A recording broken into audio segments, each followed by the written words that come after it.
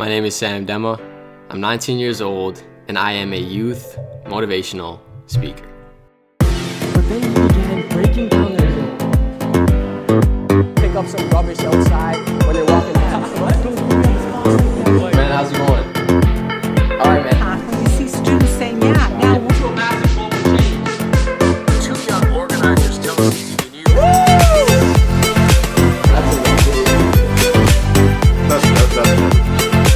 Being the next person that I count on my feet profoundly changes my path.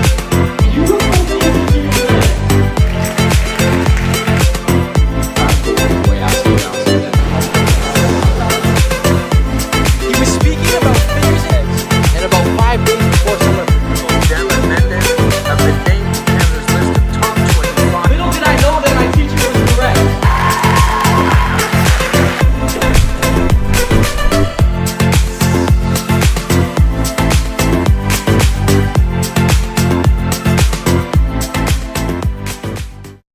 But the fact of the matter is, it wasn't always that way. In fact, growing up, I had one dream, one goal, and that was to play professional soccer. My whole life, I trained for it. At the age of 13, I got the opportunity to live in Europe for over 6 months. And while I was in Italy, I was experiencing the professional culture every single day. And I came back to Canada with this new desire and just understanding of how much it would take for me to play at that level. And so all throughout my 4 years of high school, I sacrificed everything. Parties, social relationships, drinking, all that stuff, just so I could spend all my time working out in the gym, working on my academics and my athletics.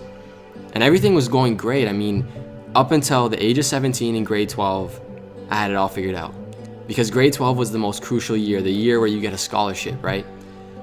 And for me, I was ready. I was the starting midfielder on my team, training every single day. 1 week before the showcase, I'm playing in a friendly match with my team. It's about 5 minutes before halftime, and I go shoulder to shoulder with this 200-pound kid, right? And after our contact, I caught myself, and I felt really quickly that something was off in my left knee. I'm not sure what it was, but for the next 5 minutes, I ran around in pain, and I ended up walking off the field at halftime and immediately breaking down crying because I felt like something was terribly wrong. Fast forward 1 week, it turned out that I had torn the meniscus in my left knee. And I felt defeated, mentally and physically, because I just missed that opportunity I had been training for so emphatically. You see, I wanted this dream so badly, and I would not let one stupid knee injury get in my way. And so I got the surgery done, I got back onto the field, and I resumed that daily grind. Waking up early, hours in the gym, hours on the field, studying, just everything I possibly could do. 4 months later, I was back on the pitch, and I'm playing another match.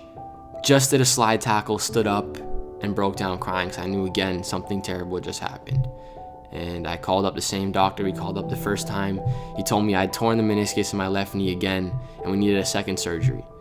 It was at that moment where I started questioning if this was even a possibility for me. Would I still be able to play after having 2 knee operations at a crucial time period in my athletic journey? And it was tough, but again, soccer and Sam were not separate. It was so bad, my email was soccersam99. They were not separate topics, and so it was attached to me. I identified with soccer. So I got the second surgery, and I got back onto the field, and I even took a 5th year of high school, something most people frown upon, to try and keep that dream alive. And just when I thought things could not get any worse, I ended up tearing the meniscus in my opposite knee a 3rd time in my 5th year before having to quit and give up the sport that I loved. It was at that point in my life where I so deeply attached my personal identity and self-worth to the sport I played, right? And I don't know where I was going with my life. In my 5th year, I was lost. After that 3rd injury, I was lost. I went down a really bad path. And if it wasn't for my grade 12 world issues teacher, I don't know where I'd be today. I have absolutely no idea. It was in class one day, and it was a class that fundamentally changed my life. It was world issues. It was in April. I was sitting down, and he was breaking down the lives of figures in history to try and prove to us that we could all make a massive change in the world. And his idea was that there was this one common characteristic shared among them all that enabled them to make a massive change. And that one trait was that they all took these small, consistent actions that led to these massive changes. And he told us if we chose to commit to a small action, we too could make a massive impact. And so I took that theory and began asking myself, how can I ingrain this or embed this in my personal life? And like most high school students, every day I would walk home from school. It's about 40 minutes. And I started to realize that there was trash everywhere. And I thought to myself, what if my small action could be as simple as picking up garbage while walking home from school? You know, soccer player to garbage picker. It's a funny story. And so I started picking up litter walking home until about 4 months later, I had no vision or plan. My buddy's driving home, he pulls over, rolls down his window, and starts laughing at me. And I explained to him this theory, a small action leading to a massive change. And my friend Dylan Mendez, he absolutely loved the theory, and he said, let's do something with this. And that's when we started our community initiative, Pick Waste. We now meet up to clean up for 1 hour once a week. And since the inception of July 1st, 2017, we have completed over 80 cleanups, filling just under 1,000 bags of trash and speaking in front of over 8,000 young people. Now, I'm not trying to tell you to pick up garbage. In fact, that's not even the purpose of this message. I want Pick Waste to show you what is possible when you commit to a small, consistent action. What's 1,000 times more important is how this theory applies to the lives of millions and billions of other young people around the world. Pick Waste is just my story. And because of it, we were named 2 of Canada's top 25 under 25 environmentalists all throughout Canada. I had the opportunity to deliver a TEDx speech, and the initiative was featured all over national news, on CBC, CTV, City News, 680, and multiple newspapers. Now those are the titles and achievements that we have been given by society. But deep down in my core, I know who I am, and I am a vessel for change.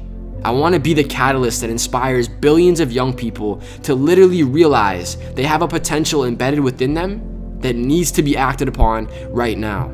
The world needs you. It's like a puzzle, and every student, every kid is one piece. And once they find their spot, they have to fit it. They have to get in it.